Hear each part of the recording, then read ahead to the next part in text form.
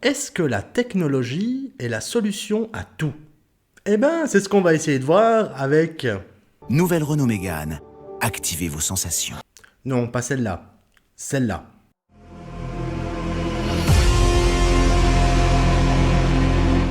Hey les fans de ciné, ici Critiqueur. Les films avec des poupées tueuses, c'est déjà pas mal flippant, mais quand la technologie s'en mêle, ça peut carrément faire mal.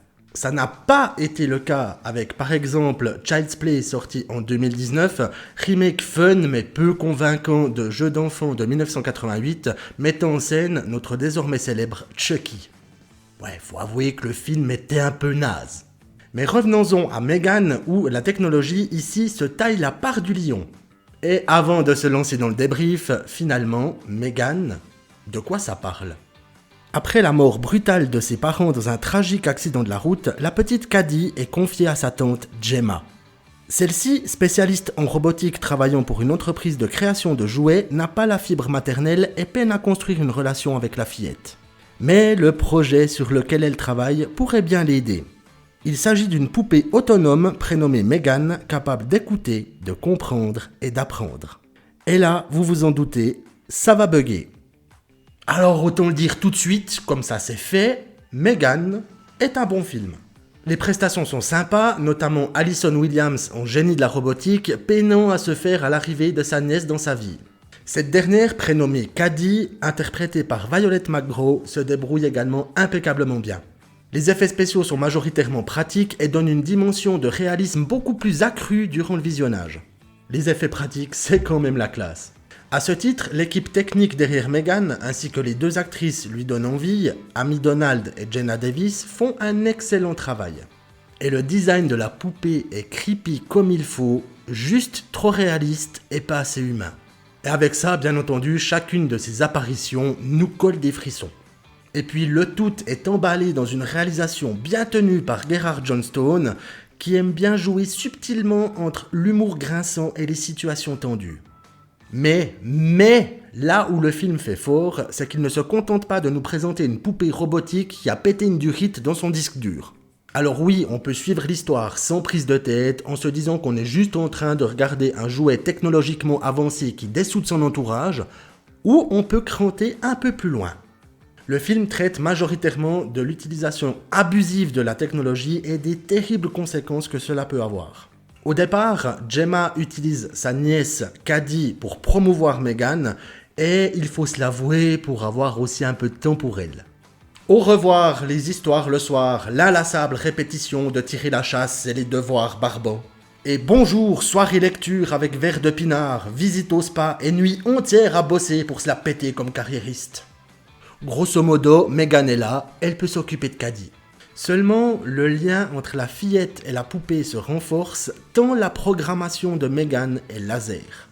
Elle sait être à l'écoute, fait preuve d'énormément de patience et peut même enregistrer les plus beaux souvenirs de Caddy pour que celle-ci ne les oublie pas. Donc c'est une poupée multifonction. Dans le processus de deuil que traverse la fillette, projeter ses émotions sur une poupée aussi technologiquement claquante que Mégane peut avoir de funestes répercussions. En regardant le film avec un œil plus poussé, on se rend compte que ce dernier nous parle de la dépendance à la technologie, Caddy devenant dépendante émotionnellement de Mégane, comme certains d'entre nous avec leur téléphone.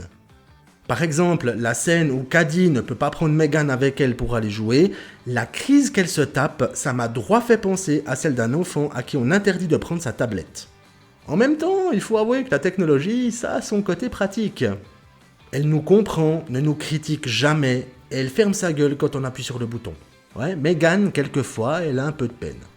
On peut donc voir le film comme celui d'une poupée tueuse, avec quelques scènes too much comme celle de la petite danse avec le massicot, ou d'autres bien tendues comme celle de la poursuite dans la forêt. Ou, pour répondre à la question du début, on peut se dire que l'histoire, outre le fait de nous présenter une Mégane avec un certain charisme et une personnalité bien trempée, nous met en garde contre les dangers de la technologie.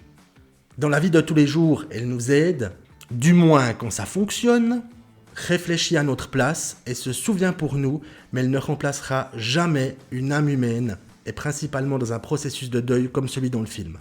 Donc non, la technologie n'est pas la solution à tout dans la vie en général, mais au cinéma non plus. Alors dans Megan, ça fonctionne très bien, mais ce n'était pas le cas dans Child's Play, où on est passé d'un Chucky avec une âme à un robot qui bug, et là, franchement, c'était pas la solution. Et cela prouve qu'au cinéma, l'âme aussi a son importance. Et quand je parle d'âme, je ne suis pas en train de dire de balancer une dans la totalité des poupées et jouets des prochains films d'horreur traitant de ce thème. Je parle du cinéma en général où, dans chaque métrage, il faut ce fondement humain pour que l'on s'intègre à l'histoire et que l'on s'attache aux personnages.